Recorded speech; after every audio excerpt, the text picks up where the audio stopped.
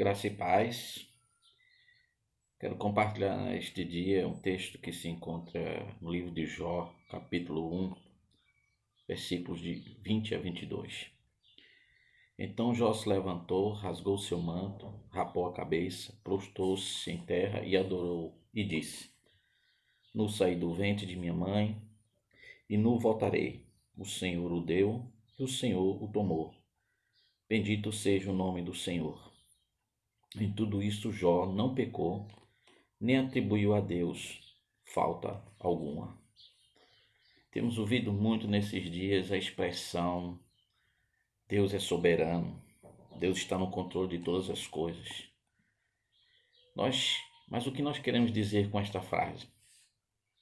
Queremos dizer que Deus está no controle, então Ele vai terminar fazendo aquilo que nos agrada. Ele vai terminar fazendo aquilo que nós queremos, como se por acaso Ele tivesse a obrigação, o dever de atender a todos os nossos caprichos, desejos, vontade?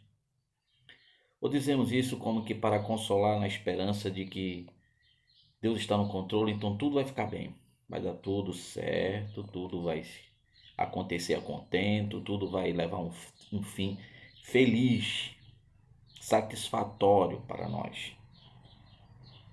Bem, eu não vou aqui neste dia discutir a doutrina da soberania divina. Tem muito estudo aí em todos os cantos e livros e mais livros sobre tal assunto, com com mais propriedade para explicar e ensinar do que eu. O que me importa pensar nisto é como nós reagimos diante da soberania divina, sobretudo quando esta soberania, esta vontade divina se manifesta num sentido contrário às nossas aspirações, aos nossos desejos, aos nossos sonhos. Porque se Deus é soberano, Ele está no controle, significa que eu não estou no controle, significa que eu não sou soberano, que eu não sou livre. Significa que eu dependo dele, que eu não tenho vontade própria, que eu não vou decidir por mim mesmo. Ou pelo menos quer dizer que eu vou me submeter, ou eu deveria me submeter a esta soberania, visto que eu creio nela e confesso ela como um pilar da minha fé. Deus é soberano. Isto é um fato, é verdade. É teologicamente correto dizer isso. Deus é soberano e está no controle de todas as coisas. Mas uma coisa é a confissão da nossa crença e outra coisa é a prática dela. Outra coisa é como nós nos comportamos diante das circunstâncias da nossa vida, e como nós colocamos em prática ou como tornamos concreta a nossa confissão. Deus é soberano. E como eu reajo quando esta soberania é contrária à minha vontade? Jó, nesse texto que nós iniciamos este vídeo, ele enfrentou fortemente o sentido contrário da soberania divina para a vida dele. O sentido contrário do que ele desejava, do que ele sonhava, de que ele já havia conquistado, até que ele via o melhor dito recebido. Mas veja que Jó toma uma atitude de completa submissão e aceitação da soberania divina, mesmo quando ela é de forma negativa, contrária àquilo que ele desejava. Jó se submete à vontade divina e diz: o Senhor deu e também o Senhor tomou. Bendito seja o nome do Senhor. Ele não atribui a Deus culpa, falta, ele não faz de Deus um objeto de hostilidade nem de reclamação. De fato, o livro de Jó, nós encontramos Jó lamentando porque viveu, porque criou-se, porque existiu, mas Jó permanece grato a Deus por tudo que recebeu. Ele só não entende porque está passando o que está passando, não entende porque a vontade divina o castiga daquela forma, mas ele a si mesmo mantém no seu coração a aceitação de que Deus fez o que fez, porque pode fazer o que fez, e ele é soberano. O que Jó vai questionar durante todo o livro não é o que Deus fez, mas porque outras pessoas o acusam, o condenam, dizendo que se Deus fez foi porque ele não é digno, porque ele é culpado, porque ele é pecador, porque ele recebeu um castigo. Eles não dão margem a entender que Deus faz coisas que nós não entendemos porque nós somos limitados, porque nós não percebemos a grandeza do quadro inteiro, porque nós não enxergamos toda a verdade, nós só enxergamos parte das coisas. A vontade soberana de Deus, ela não é, em muitos casos, compreensível à nossa mente. Na verdade, pelo fato de Deus ser soberano e estar no controle de todas as coisas, exige dele o melhor, exige de nós entendermos que ele possui um conhecimento tão vasto, tão imenso. Ele vê o quadro de uma dimensão e de uma profundidade tão mais vasta, tão maior do que a nossa, que diante da soberania dele, da sua sabedoria, só nos cabe curvar-se e submeter-se à vontade de Deus. O Senhor deu, o Senhor tomou. E é assim que devemos reagir diante de todas as coisas que nos acontecem, sejam elas boas ou ruins. Entendemos que nós não vemos o quadro por completo. Deus está no controle. Deus sabe o que é melhor. Deus faz o que é melhor. Não necessariamente o melhor como nós enxergamos. Não necessariamente o bom como nós achamos o que é bom. A nossa definição de bom e mal é muito limitada à satisfação de desejos e à satisfação imediata desses desejos.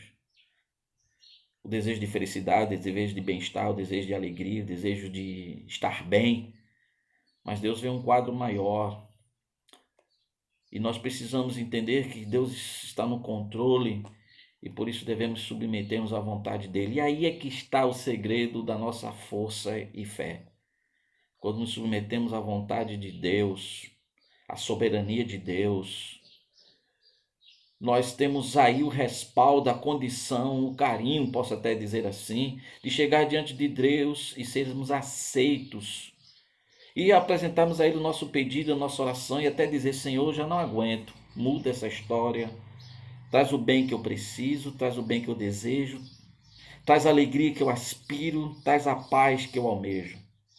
Quando a gente tem esta submissão à vontade divina, a nossa voz é ouvida pelo Altíssimo, pois ele não atende à voz arrogante.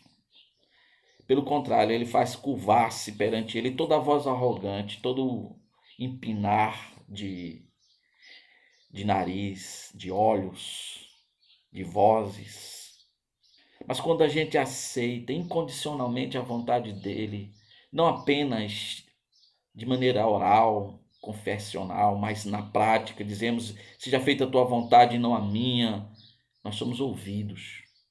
Foi isso que o texto sagrado do Evangelho compartilha a respeito de Jesus, que ele foi ouvido. Ainda que foi filho, experimentou o sofrimento, mas ele foi ouvido, porque ele era um filho obediente, que agradava ao Pai.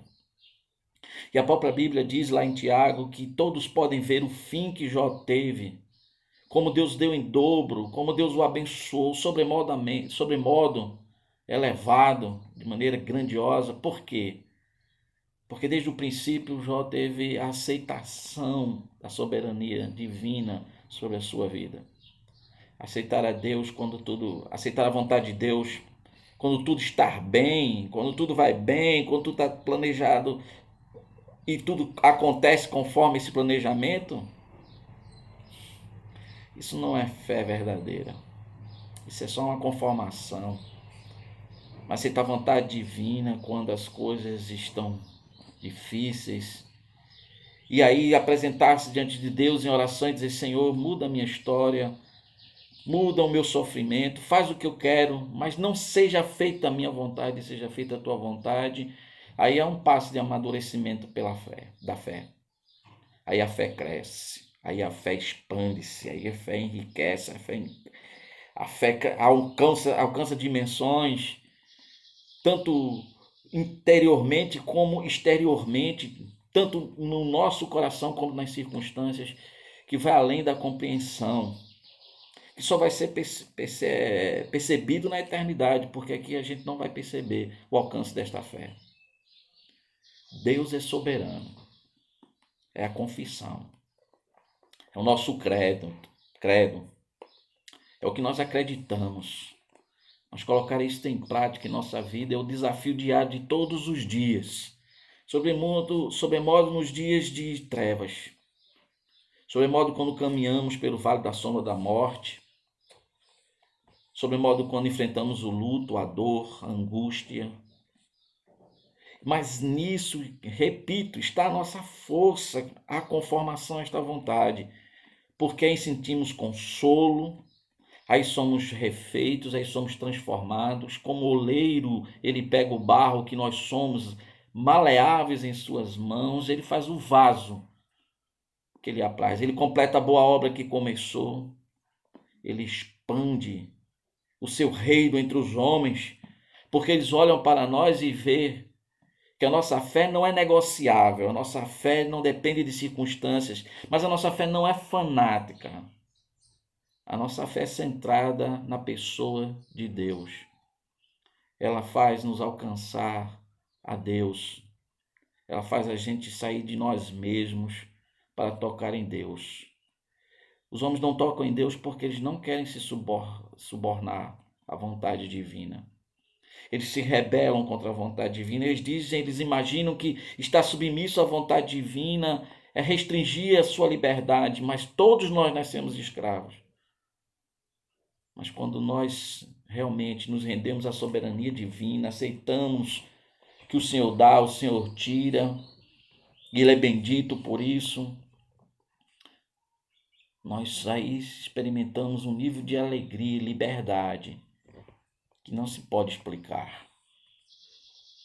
Mas o certo, e aqui vou encerrando as minhas palavras, minha reflexão, é que ser crente, ser cristão, é seguir a Cristo, todo mundo sabe disso. Mas o que mais se esquece nesse dia é que o Cristo, ele foi esse ser, ele foi esta pessoa completamente submissa à vontade, à soberania divina. Ele se fez homem, isso é humilhante. Ele se colocou como um ser fraco, ele viveu na presença de homens maus, experimentou a maldade em volta dele, oprimido. Ele foi ferido pela cruz, pelo desprezo. Ele experimentou a ânsia e o medo da morte. Sei que nós dizemos sempre e constantemente que ele fez isso por amor de nós. Mas essa não foi a causa principal. Ele fez isso por submissão ao Pai, a Deus, à soberania divina. Eis meu filho amado, em quem me comprazo. A expressão divina no seu batismo. E a expressão do filho vai ser sempre a mesma. Eis-me aqui para fazer a tua vontade, ó Pai. Que Deus nos abençoe em nome de Jesus.